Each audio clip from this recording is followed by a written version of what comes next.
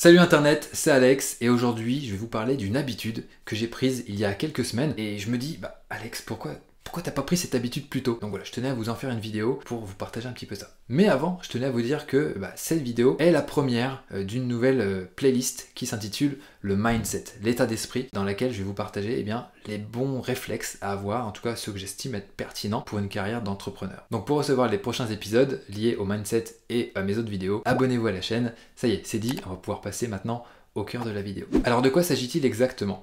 Eh bien, au final c'est tout simple, mais c'est de faire des entretiens réguliers, alors je les fais de manière hebdomadaire, avec d'autres entrepreneurs afin de pouvoir échanger. Alors ça peut être des amis comme par exemple Jonathan Boutigier, qui est dans l'écosystème WordPress, qui est un des cofondateurs de WP Media, qui édite le plugin WP Rocket, mais ça peut aussi être des personnes que je connais pas vraiment, ou qui me suivent déjà, ou on se suit vraiment sans se suivre, on va dire des connaissances d'internet, comme par exemple Christopher Piton, qui est un coach LinkedIn. Donc voilà, ça permet d'avoir des échanges très intéressants. Pendant une petite heure, on revient chacun sur notre progression, sur notre parcours, sur des difficultés qu'on a dû affronter, aussi sur des idées, des stratégies sur lesquelles on veut obtenir des retours. Enfin bref, c'est très fécond tout ça. Et du coup, depuis que j'ai mis ça en place, voilà, ça pète dans tous les sens là-dedans.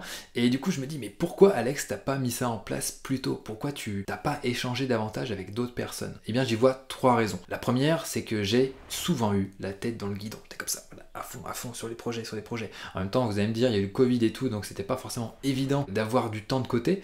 Mais même sans le Covid, au final, j'avais souvent la tête dans le guidon. Et il faut avouer aussi que je suis à la base quelqu'un de solitaire et même d'assez timide. Ça peut être étrange pour certains qui me regardent devant la caméra en train de faire le mariole. De base, je suis quelqu'un de timide et voilà, j'ai dû travailler sur moi pour m'amuser un petit peu plus à faire des vidéos et voilà, à sortir du contenu comme ça et même à aller vers les autres. Vous savez, moi dans les conférences, j'étais le genre de mec à rester sur mon téléphone comme ça, à attendre que le temps passe, à regarder, et je me suis dit, putain, faut que tu te forces, faut que tu ailles voir des gens, donc va parler, bonjour, tu fais quoi, machin, et du coup, ça crée des liens petit à petit.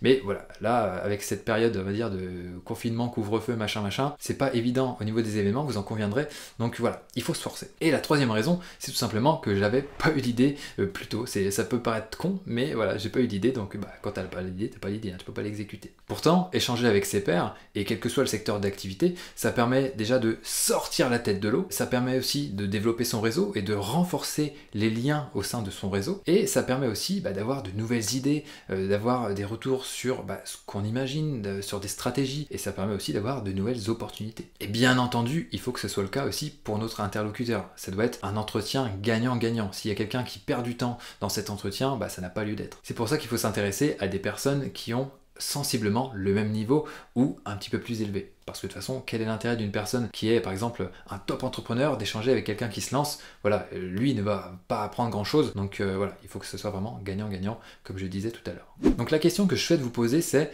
est-ce que vous avez déjà songé à mettre en place ce genre de routine? Alors ça n'a pas forcément besoin d'être hebdomadaire, ça pourrait être une personne tous les 15 jours, mais échanger avec quelqu'un de votre réseau, de votre écosystème, ça pourrait être salvateur sur le long terme. Quand on y pense, sur un an, ça nous fait quand même 52 personnes. Et voilà, c'est quand même plutôt pas mal d'avoir échangé en profondeur avec 52 personnes en un an. En tout cas, moi je trouve ça intéressant. Maintenant, j'aimerais vous proposer quelque chose. Et si on s'appelait pour échanger sur notre parcours, sur nos difficultés, sur nos échecs, sur nos réussites? Ça pourrait être vraiment très intéressant, je pense. Alors bien entendu, l'idée c'est que ce soit gagnant-gagnant, j'en ai parlé tout à l'heure. On va parler bien sûr d'entrepreneuriat, on va parler de stratégie, de site web peut-être, de branding, de développement de produits, etc.